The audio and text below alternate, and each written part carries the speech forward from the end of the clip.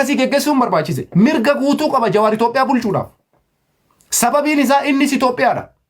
Bakka Abiyyi caala yaada bilchaataa qabaatetti, bakka waan Abiyyi caala fooyyee qabu qabaatetti ummanni Itoophiyaa Jawaariin fidee xaqlaa ministeerii godhuu mirga guutuu qaba. Qawweenii miti. Rasaasaanii miti. Kanaafuuyyuu maaliif yookaan gabbaatanii ijoollee nama mootummaa deeggartan kanu arrabsaa jirtan kuni jalmarroo waan qawwee qabatee fi dura dhaabbannaa.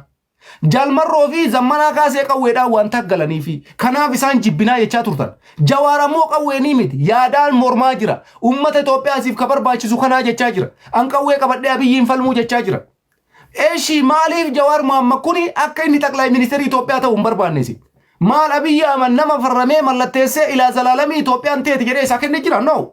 Akkuma kanaan dura Haile Sillaasee, akkuma Minilik, akkuma Mangistuu Hayilamaariyaam, akkuma Mallas Zeenaawii muummichi ministeera Abiyyi Ahmedis Itoophiyaa bulchuu mirga guutuu qaba. Dhalataa Itoophiyaa waan ta'eef. Gaafa ammoo ummanni Itoophiyaa miidhamnee jirraa qaala'insi jireenyaa nu miidhee jireenyi nu dararee dhumannee bakka saraan kee ga'ee osoo Abiyyiidhaan jedhee dabarsee Jawaarii kennuu qaba. Maa mirga guutuu qaba Jawaar Itoophiyaa bulchuudhaaf. Akkamitti isin qoomatti akkana barreessitan? Wayitii waraana adda bilisummaa Oromoo jalmarroo waa jennu qawwee qabateefi qawwee kana nu martuutti namannu karaa nagaatitti qoottaa jennee waraana adda bilisummaa Oromoo falmaa turre. Laakiin ammoo isin warri mootummaa deeggartan kuni waan Abiyyi Ahmed kana yoo inni karaa nagaatillee namni Abiyyi Ahmed falme isinii fi namni sun akkuma jalmarrootiin ilaalta. Maaf kana ta'a isin? Ijoolleen bitsiginnaa deeggartan. Maaliif kana ta'a? Mee deebii kana uummataa deebisuu yaala. Isinii galee Jawaar Mohammed qawweettiin amanu. Itoophiyaa ammoo yoo ummanni Itoophiyaa filate mirga guutuu qaba Itoophiyaa xaqlaa ministeerii ta'ee bulchuudhaaf. Eenyummaanuu eenyu gadii miti. Eega Itoophiyaawii taate, eega polotikaa dandeesse, eega yaada bilchaataa irra caalu qabaatte. Mirga guutuu qabda Itoophiyaa bulchuudhaaf. Isin ijoolleen koomantii barreessitan. Jawaar Mohammed qawwee qabatee Abiyyiin taggale moo? Qawwee qabatee Abiyyiin lole moo? Maaliifi akkuma waraana adda bilisummaa Oromoo laalta.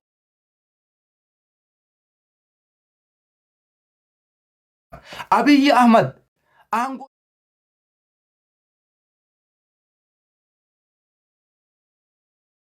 akkuma kanaan duraa jechuudha. Innis waggaa 6 bulchee kana boodas waggaa 5 waggaa 4 bulchuu danda'a.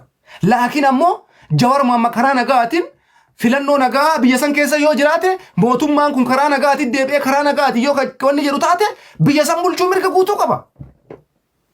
Kanaafuu kana amansiisuu beekuudha qabdan.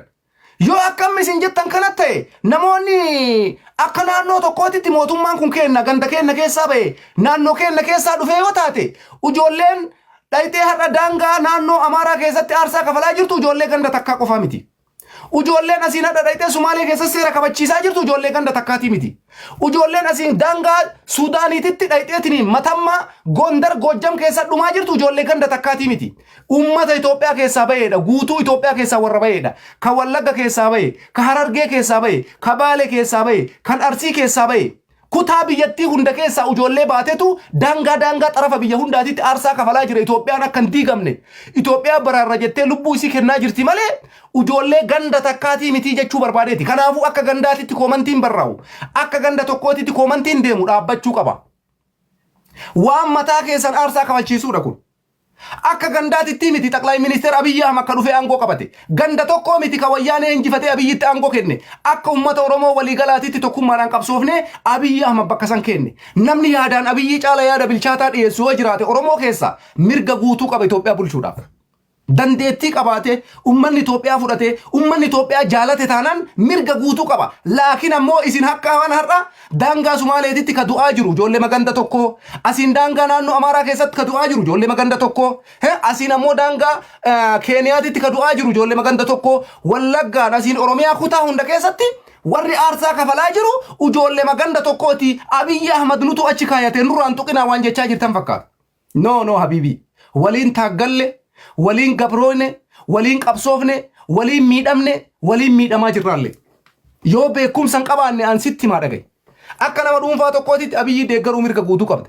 Garuu namni karaa nagaatiin qabsoo geggeessullee Abiyyiin dura dhaabbachuun qabu. Abiyyi wajjin taaggaluun qabu. Duuba mootummaa jechuun hiikkaan isaa maali? Biyyuma guddatte fakkeenya yoo isinii galan isinillee hin galu. Ameerikaan bar pirezidaantii Joo Baayiden yaada isaa fudhatama dhabnaanin waggaa 4 bulchee waggaa 4 booda aangoo dabarsee nama biraatti kenne. Ameerikaan bara baraan haa jiraattu jedheeti bar. Qawweedhaan oofuu wallaalle. Ana malee namni jiru jechuu wallaalle. Sumaalee keessatti dheengadda Sumaalee ba Itoophiyaa wajjin waliigaltee ulaa galaanaa goote.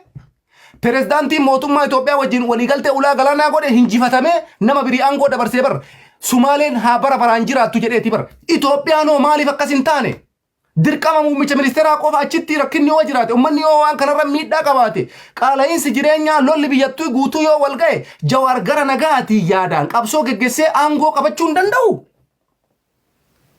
Kanaafuu madaalliin isin jaalmarroo ittiin keettan madaalliin isin warra Amaaraa zammanaa ittiin keettanii fi Jawaar Mohammed ittiin keettanillee tokko ture. Dogoggorri keessan bakka kana jira jechuudha. Ammoo wanti takkattiin isin wallaaltan takkatti jira. Akka waan mootummaa kana namni ganda tokko qofa fuudhee aangorra isa kaayetiin laalaa jirtan.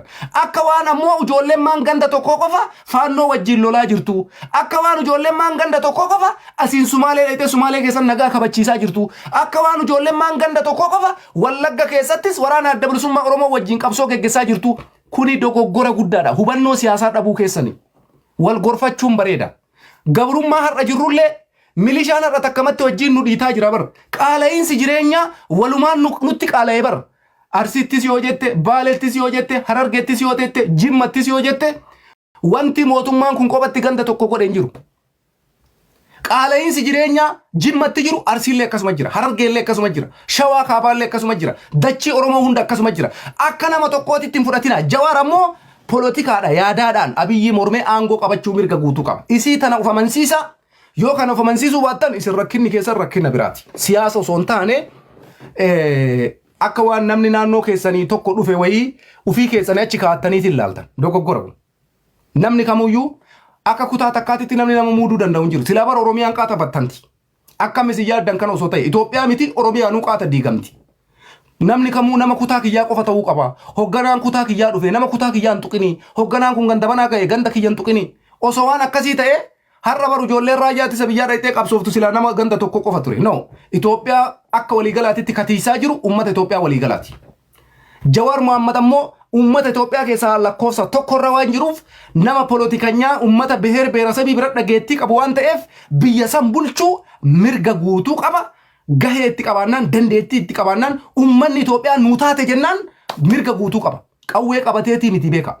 Yaadaan yaada bilchaataa dhiyeessee mootummaa kana waan barbaade jedhee qeeqee akkasuma Ameerikaa waan jedhee dhageenye Doonaald Tiraamp Joo Baayiden waan Ameerikaan jette dhageenye Ameerikaan akka bara keetiitti salphattee bara biraa salphattee hin beetu jedhee bar Doonaald Tiraamp Joo Baayiden hinjifatee aangoo harkaa fuudhee amma biyya bulchaa jira jechuudha. Itoophiyaa keessatti illee Itoophiyaan itti fufuu qabdi yoo ka jennu taate nageenyi Itoophiyaa haa bu'u ka yoo jennu taate uummanni Itoophiyaa nagaan bahee galuu haa danda'u yoo ka jennu taate raayyaan ittisa biyyaa ganda takka keessaan baane biyyattii guutuu keessaa ba'e nama ganda tokkootii miti. Kanaafuu akka gandaatitti Itoophiyaa wanni jedhu hin jiru. Akka gandaatitti Itoophiyaa wanti jedhu hin jiru. Itoophiyaadhaaf eega dubbattan ijoolleen har'a du'aa jirtu ijoollee ganda takkaatii miti. Gola Oromiyaa keessatti har'a Goojjamiif Gondar irratti ka aarsaa kafalchaa jirtu ijoollee ganda takkaatii miti. Sumaalee dhayitee nagaa kabachiisaa jirtu ijoollee ganda takkaatii miti. Kanaafuu Itoophiyaa san keessatti namni kamuu yaada bilchaataa qabu uummata Itoophiyaa walitti fidu nagaa biyyattii sanii fiduu danda'u bakka fedhe irraa yoo dhufe namni bilchaataa yoo jiraate muummichi ministeera Abiyyi Ahmed aangoo dabarsee yoo kenneef salphinnaa miti. Taarikuma addunyaati akkasumatti biyyi ceeti biyyi akkasuma itti fufti. Kanaafuu Hayilemaariyaam Dassaalenyiillee akkasuma godhee bara Hayilemaariyaam Dassaalenyiillee bara akkasuma godhee gaafa dubbiin itti jabaatte Itoophiyaan harkatti hin battantu gaafa jedhee taasifaa mure karaa nagaatiin dabarsee aangoo kennee bara. Abiyyi Ahmedis uummanni Itoophiyaa jireenyi nu qaala'ee lafa hektaara ganaa irratti gibira ganaa nu gaafataa jirta. Hojjettoota mootummaatii mindaa kafaluu danda'an jirtu. Salphanne miidhamne dhumanne waraanni daangaa maraan daangaa dhiyaate nama butanii birrii miiliyoona ganaa gaafatu. Kana hunda nagaa kenna eeguu hin dandeenye. Kanaafuu aangoo dabarsii nama biraatii kennee uummanni yoo Itoophiyaa gaafate muummichi ministeeraa dabarsee yoo kenne rakkoo maalii qaba? Salphinnaa miti jechuudha. Qawweenii miti yaadaan. Isa kana isin amansiisuudhaaf isin haasa'aa jiran. Ijoollee hedduu jira wallaalaan amma miidiyaa banattan ka waa'ee poolitikaa maal akka ta'e hin beekne ka aangoo wal harkaa fuudhuu maal akka ta'e hin beekne akkamitti addunyaan biyya ofii wal harkaa fuutee ceesisaa jirtii kan beekne isin waan akkanaa kana isin hubachiisuudha malee isin arrabsuu hiikkaa takka hin qabu dhugaa rabbii dubbachuudhaaf. Kanaaf jecha Jawaar Mohammed qawwee qabateetii miti ka mootummaan taaggalaa jiru yaadaan yaada bilchaataa dhiyeessee jecha bilchaataa dubbatee mootummaa kana qeequu fi yaada Jawaar jedhe san uummanni fudhate asseeyyoo. Injifannoon ka Jawaarii jechuudha. Abiyyiinis yaada isaa dhiyeessee yaada isaa yoo uummanni fudhate injifannoon Abiyyiidha jechuudha. Qawweenii miti. Akkam bisi waraana qabnaa waraana keenya jira abbaa barbaannee niina abbaa barbaannee ajjeefna hattan kitaabaa yoo akka eebbisuun ayyamnu kun dogoggora. kun dogoggora. Ummanni Itoophiyaan akka jiraattu barbaannaan nageenya akka barbaannaan qaala'insi jireenya akka lash jedhu barbaannaan nama biyya saniif nagaa tasgabbii fiduu danda'u kaayachuu danda'uu qaba. Kanarratti ammoo isin mufachiisuun qabu isin aarsuun qabu. Warra bosona jiru qawwee qabateettanii falmitan. Nama karaa nagaatiin qabsaa'ullee yaada akkasii kaase yaada polotika matu akkasi. Jawaar waan Abiyyi Ahmad ittiin ashannafatu dubbata malee polotikaa keessatti waan Abiyyi Ahmad deeggaru dubbachuun qabu jechuudha. Paartiin kamuu akkasuma jiran addunyaallee hordofaa gisee tokko polotika Itoophiyaa qofaa miti. Polotika addunyaatu hordofa. Ameerikaan akkamitti akka qabsoo geggeessitu biyyoonni Awurooppaa hattan Afrikaa keessa mee amma Sumaalee madeen gadda Itoophiyaadhaan waliigaltee ulaa galaanaa goote sarraa fakkeenya fudhadha. Gaafa mootummaa tokkotti ummanni isaa mufate mootummaan sun biyyi sun akka bara baraan jiraattu lola buusee qawweedhaan kaan ajjeesee kaan hidha guuruu caalaa biyyi teenna haa jiraattu biyyi teenna bara baraan itti haa fuftu jedhee aangoo isaa irraa qusatee ummata isaa keessa jiraachuu filate dabarsee aangoo kennaa jechuuf mooyatamee jira kun waan aangoo kiyyaa irraa kaasee pirezidaantiin Sumaaleelaand eebalu dheengadduma kana waanuma dheengadda kana dalagame.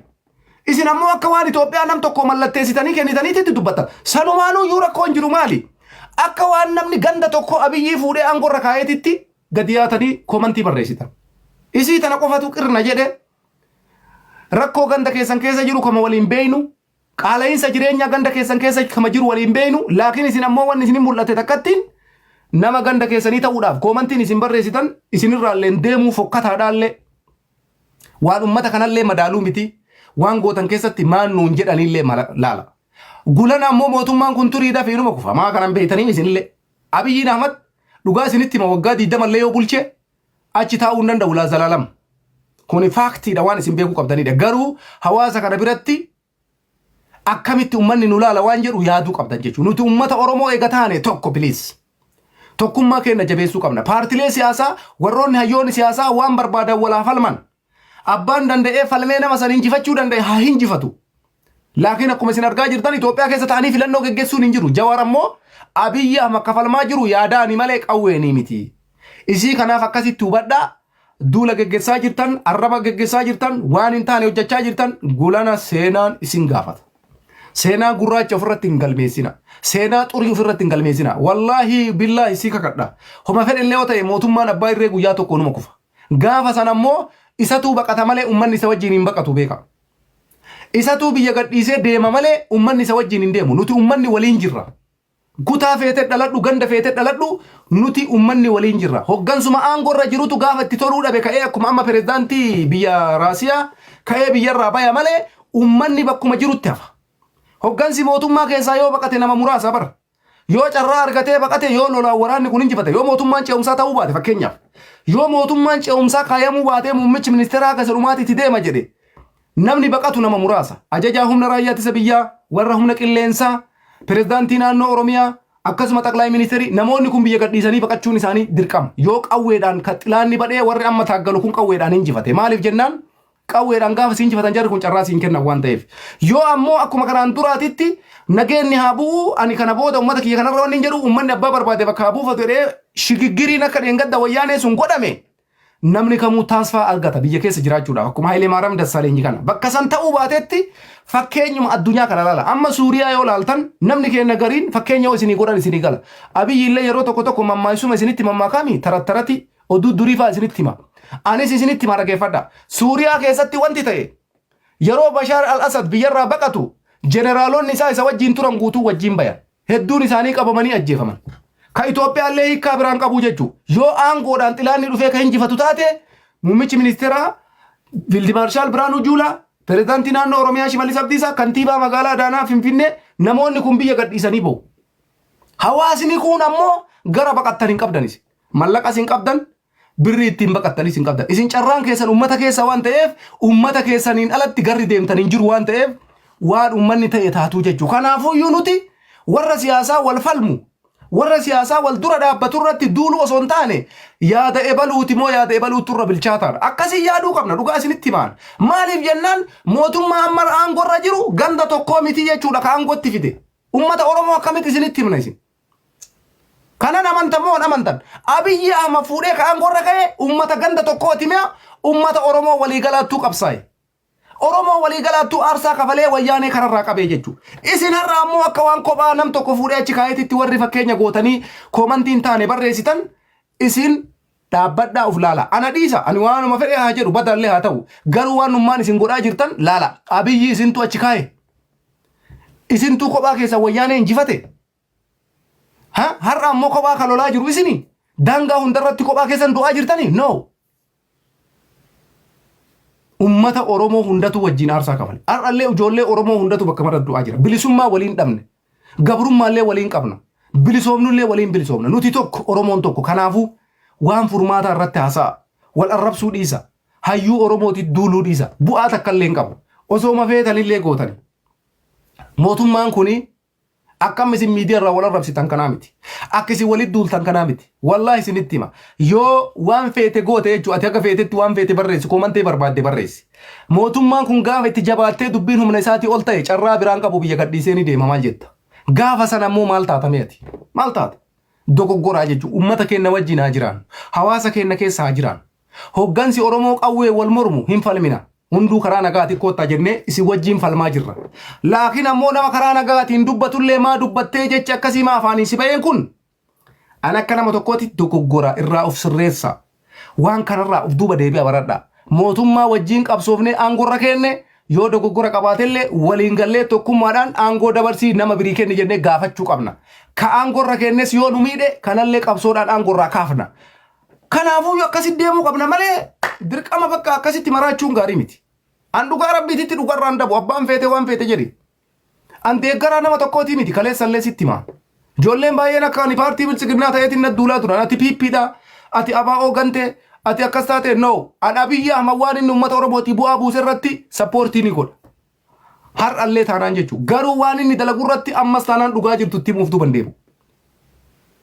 Bakka inni waan gaarii dalageetti bakka kana bareeda dalagee jechaa ni ture. Sechuma saniif jecha namni baay'een namuufataa turan. An dhugarraan dabu. Nama kamii wajjinu kontaaktiin qabu. Ani hawaasa. Ani ummata Oromooti. Yoo ummanni kiyya karaa kanan nu baasa jedhe karaa ummanni jedhe sanarraan godhu. Laakiin akka keessan kana waanuma takka qabadhee bakka sanitti hin du'u. Sababiin isaa maaltu sirriidha maaltu sirrii miti. Polotikaa keessatti namni yaadaan walfamuun waanuma jiru. Dhugaa isinitti hima. Akkasumatti wal falmee aangoo wal harkaa fuudhaa jira addunyaan. Gaafa duuba isin akka ammas yaaddanitti namni Abiyyi falmuu qabu jiraachuun qabu inni kophama isaatitti aga barbaadee achi taa'uu qabaadha. Kun dogoggora bilchinna siyaasaa dhabuu irraayi. Bilchinna siyaasaa keessatti namni yaadaan wal mormee aangoo fudhachuu danda'a. Abbaa irra yaadni isaa filatamee ta'etu aangoo fudhata. Kanaaf dhaamsi nu dhaamnu kana warroonni waraana hooggantan isa kana irratti xiyyeeffadha. Warroonni waraana hooggantan raayyaa ittisa biyyaa wanni martuu biyyi sun waggaa tokko tafe filannoon akka amma Jawaar jedhetti filannoon hin jiru jedhee jira Jawaar Mohammed innis filannoo irratti hirmaachuudhaaf karooran qabu maaliif jennaan jalqaba biyyatu dursaa jedhe Jawaar. Filannoo muummichi ministeeraa Dr. Abiyyi Ahmed Dengada dubbate. Filannoo waggaa tokko hafee filannoo kana kan murteessu uummata Itoophiyaati jedhe muummichi ministeeraa mataan isaa. Isa kana irratti ammoo dubbiin akka afaaniin jedhan sanii miti muummichi ministeeraa afaaniin jedha malee kophaa isaatitti akka namni isa wajjin hin dorgomne hin beeka. Isa kana waliin sobnu waan ta'eef. Gatii kanaaf jecha Jawaar faate ammoo awwala biyya ijaaruu qabna. Biyyi waraanni bakka maraan dhufee Finfinnee jalatti Finfinnee qofatti galte biyyattiini. Kanaafuyyuu jalqaba nagaa irratti haa hirmaannu. Tasgabbii biyyaa haa buufnu. Filannoo geggeessuun duratti biyyatu dursaa. Yaada jedhu dhiyeesse Jawaar Mohammed. Abiyyiin ammoo waggaa tokko booda filannoo uummata Itoophiyaattuu murteessaa jedhe. Isin ammoo kana maraan kophaa baatanii Jawaar arrabsuuf gatteettan. Jawaar irratti duuluu gatteettan. Jawaar irratti wanni duulluuf hin jiru. Filannoon dhufaa jira yoo mootummaan Itoophiyaa karaa banee filannoo irratti namni hirmaachuu danda'e san filannootu abbaa maraa adda baasa. Saniin gara kaanitti duulli isin gootan kuni dogoggora irraa of sirreessaa. Wayita duultan ammoo laalaa duula maal nuun jedha namni. Gulana ammoo yoo mootummaan kunuyyuu akkuma amma warri falmuun kun jabaatee dhufee mootummaa kana mooyate nuti ammoo biyya kamitti keessaa deemuu dandeenya. Hawaasa kanarratti duulaa turre. Hawaasa kana balleessuudhaaf yaalaa turre. Har'a gaafa carraan keenya dhumate ammoo falli keenya maali sanillee itti yaaduu qabda bar. Faktiin jiru kanuma. Waan jettee barbaadde jettee abbaa feete arrabsuu dandeessa. Laakiin ammoo mootummaan turiidhaa fi inuma deema. Gaafa sana ammoo hawaasa kana waliin jiraattamoo hin dhiiftaadha. Kanaaf jecha homa feete illee taate jecha keessanirraa of qusadhaa. Waan jettanirraa of qusadhaa. Nuti uummata Oromootiin ala hin jirru. Uummata keenya keessaa baane. Wajjin miidhamaa jirra ammas taanaan. Ka biyya bulchaa jiru hoggansa ganda tokkootii miti akka isin jettan san. Oromiyaa hunda keessaa walitti dhufanii biyya bulchaa jira. Arsirraa dhufee biyya bulchaa jira. Jimmarraa dhufee biyya bulchaa jira. Harargeerraa dhufee biyya bulchaa jira. Wallaggarraa dhufee biyya bulchaa jira. Walii galanii biyya bulchaa jiran. Hundi isaanii tuyyuu uummata isaanii tasgabbeessuu irratti gahee isaanii bahuu qaban. Bakka kana ta'uu baatetti isin akkuma nama dhuunfaa tokko kophaa isaa biyya geggeessaa jiru.